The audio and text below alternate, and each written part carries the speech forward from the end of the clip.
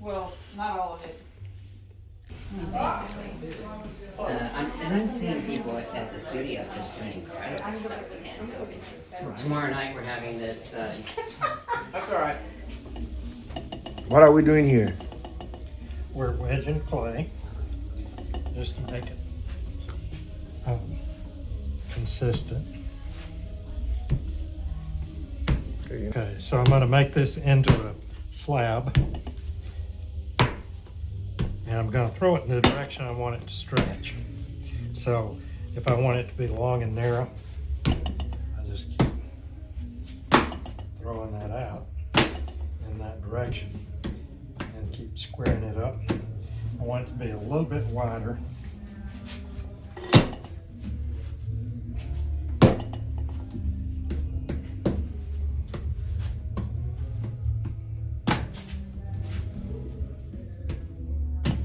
In ceramics, we call this a size 10. This is baking soda. I'm sorry, cornstarch. Now put your foot in that and don't move. Just, okay, stand up and press it in.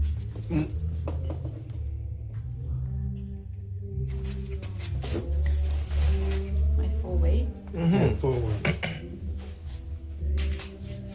Okay.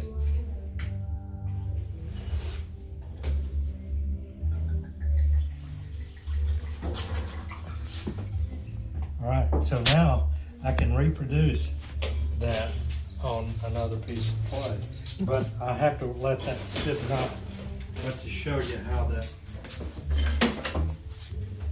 works.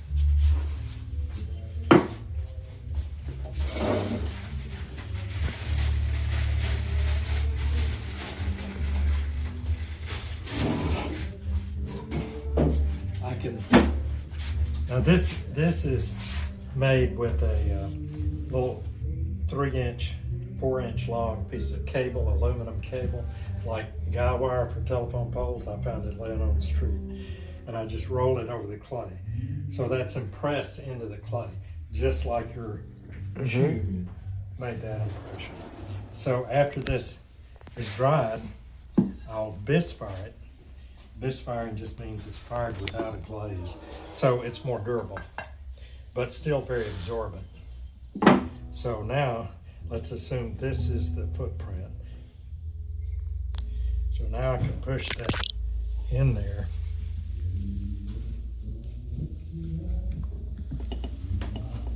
I could have made this a thin slab, or a relatively thin slab, and then press it in. And then I could take that and wrap it around and make a cup or something. I mean, that's very crude there, but let's go ahead and make it into a. Now let's see. Might need to.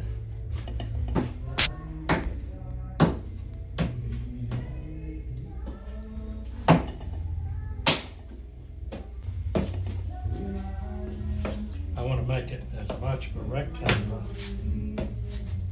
as possible.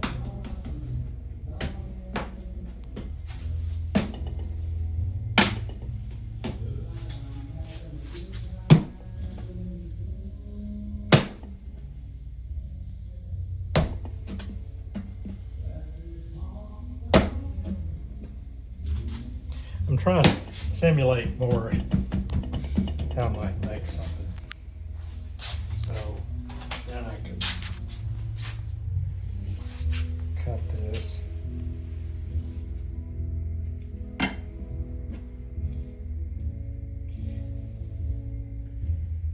Still needs to be just a little bit thinner.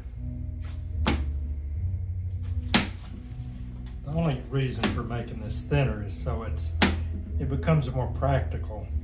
You know, it's not so heavy. I'm gonna, let's say if I made a cup out of this. Okay. But I could, once that's fired, I can use it the way I'm using this.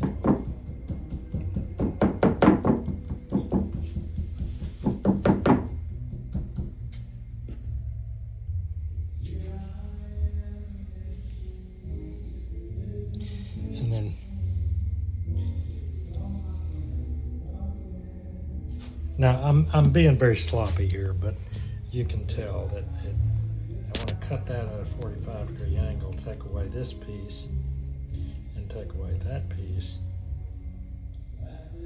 And then I can score and slip that. So by cutting that bevel, I have much less thickness there. But still a good connection. And as long as I'm doing this in the wet stage or the plastic stage, I don't really even have to use slip, a little water in that joint. But you can tell the wall's not consistent. It's thinner here than it is over there. That doesn't hurt anything, but you know, just for the sake of aesthetics, I kind of like to see a little more consistency there.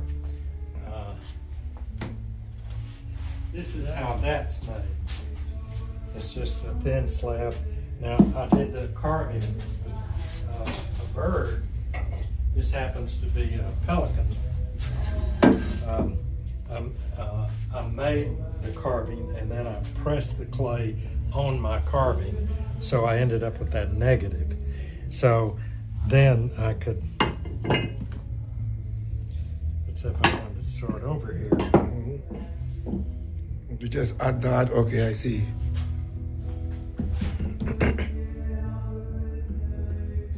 So I transformed that from a positive, the original carving, made a negative, and then I pushed the clay into the negative to return to the positive.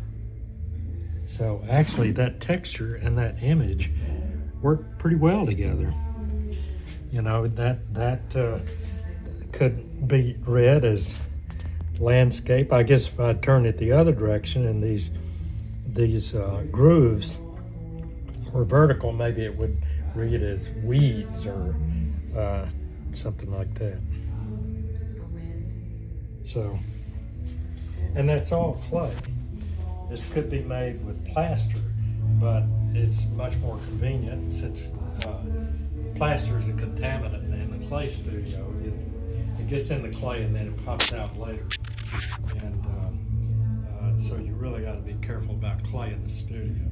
So if you can make the little mold, the initial impression or the impression of your relief carving out of clay, that's much better. But that's kind of how that works. But you can see, I mean, where this is real lumpy and clumpy and looks like a third grader made it. I'm sorry, a 3-year-old. It's much more consistent, so it feels better, it's more balanced. It looks like some care went into it. Okay, that's my demo. This is where the pressure is. What I was really interested in more than anything else is this area. But this is so typical. That doesn't look very interesting there. But the reverse of it does. Just like this looks like there's no detail. But the reverse. But you press clay in there, you know, it pops out. That's why when you see things laid on the ground that you think might potentially be make a good impression. You capture it, right? You got to realize that it may not look good here, but pressed in the clay and repeated, it's going to look a lot better. Or even if it's just pressed in the clay for a texture. I mean, that looks pretty darn good there, and that's the negative. But yeah, you never know till you try it. It's part of the beauty of it.